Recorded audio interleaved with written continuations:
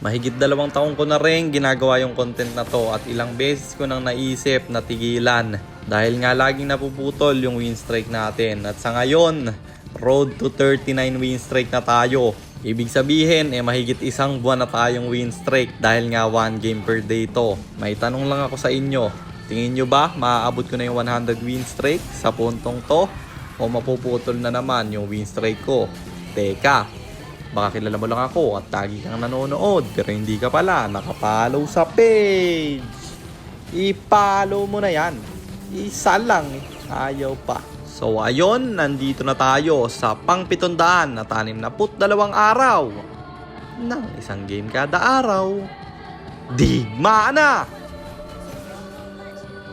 Sobrang dami nating pinagdaanan sa content na to at hindi ko na namalayan na lampas 2 taon na pala tayo. Ganun talaga kapag may goal ka at nag-e-enjoy ka sa ginagawa mo no? Hindi mo na maiisip yung panahon na ganun na palang katagal mong ginagawa to. Nakailang salin rin itong content natin, naging solo to, naging duo pa na nakikipag-collab ako sa mga content creator.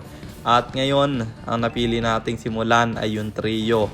Pero dadaanan pa rin naman natin yung duo at solo dahil kapag nagawa ko na yung 100 win streak sa trio, gagawin ko naman sa duo at solo. Dahil nga, nagawa na natin yun sa 5-man. Pero yung 5-man guys, hindi 1 game per day ko nagawa yun Naka-live ako nung ginawa ko yun. Noon yung mga panahon na uso pa yung Facebook Live. Ngayon kasi TikTok Live na Pero yun nga, ito lang yung naisip kong itopic sa content natin ngayon. Dahil nga nagulat ako dahil lampas 2 taon na pala tayo. Nung inisip ko yung 762nd day, lampas 2 taon na nga pala yun. Pero ayun, maraming salamat sa kasama natin sa content na to ng 2 taon. Hindi kayo nagsasawa. Thank you guys. Araw-araw ko pang mas gagalingan para naman maabot natin yung goal na matagal na nating minimiti. Masyado na nagiging madrama, balik na muna tayo sa game. Lamang na naman kami dito dahil sobrang daya ng Johnson. At napili ko ring maghanso dito dahil naisip ko lang na delikado yung ginagawa namin na puro kami magic damage. Pag kasi nag-radiant at atina na lang magkasabay yung kalaban, wala na kaming magiging damage ng kadita. Kaya naman naisip ko mag-physical na lang. At ito yung naisip kong physical na kahit sa late game merong damage plus hindi ako mai-invadean. Kaya bagay na bagay rin talagang ipares to sa Johnson at Kadita or Johnson Lunox na combo. Kasi alam naman natin na yung Johnson hindi kayang humarang niyan ng mga humaharas na kalaban. Halimbawa meron silang Hilda or Khalid, kakawawain yung core mo lalo na kung marksman core ka.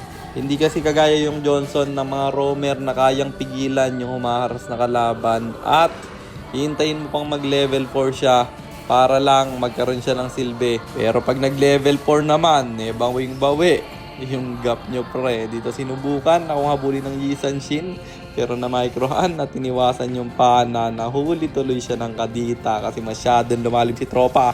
Pero saktong-sakto yung sagasa. Bagsak sana yung Kadita pero timing na timing yung bangga. At dito sisimulan ko yung turtle. Wala nang ko-contest. Libre kung makukuha sabay diretso tayo sa gitna dahil nakita natin yung Estes na walang panakas. Purify kanyang bibitawan pero akin pa rin siyang babakbakin. Kaso lang masyado na yung malalim at yung Yisan Shin nakaabang sa katawan ko at na-microhan na naman yung ultimate niya bro. Sabay kain ng farm dito. Makakatakas pa nga ba ako? Nice lang kapay Kadita at ako'y makakawala pa. Sabay balik dahil mo kay may bakbakang magaganap. Nathan aking tatamaan at yung Yisan Shin pagkakalmutin. Mabubuhay yung Yisan Shin doon dahil sa heal ng Estes. Kaya dumiretso na lang ako sa top dahil dito naman sila nagpunta. Estes susubukan pang tumakas pero meron na namang sagasa. Wala ka ng kawala. Cooldown pa yung purify niya. Tayo naka-double kill na naman doon. Sabay basag ng Tori sa gitna at kuha ng blue buff nila. At after nung dumiretso ako sa Lord, na libre ko na namang nakuha dahil bagsak na naman yung retry holder nila. Sabay diretso sa top. Z-chance sa subukang mag-def pero akin ang papasukin. Unstoppable na tayo men. At mukhang endable na rin to. Nathan may ultimate na pwedeng bitawan kaso lang sagasay kanya na namang sasaluhin. Purify ng Estes bibitawan pero 5 yung bagsak sa kalaban. Mabubuhay yung Yisan Shin pero sapat na ba yan para dumipensa? Mag-isa lang kasi siya kaya ako'y nag-tower na at natapos ang laban. Kaya panalo na naman tayo.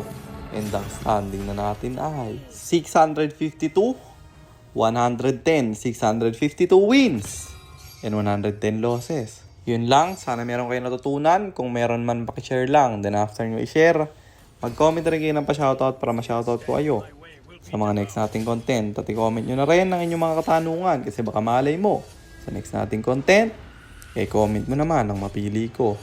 At para naman sa mga gustong magpapilot ng ML account, mag-PM lang kayo, nagre-reply ako. At syempre, may bayad yun. Kahit hanggang anong rank, pwede nyo ipapilot kahit anong hero.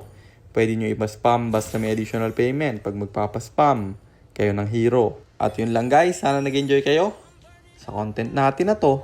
At shoutout sa iyo Nilo Cejas, kay Isle Jungle, kay John Alvin Clamor at kay Jeff Estoquia. Maraming salamat sa inyong suporta. Mag-iingat kayo palagi.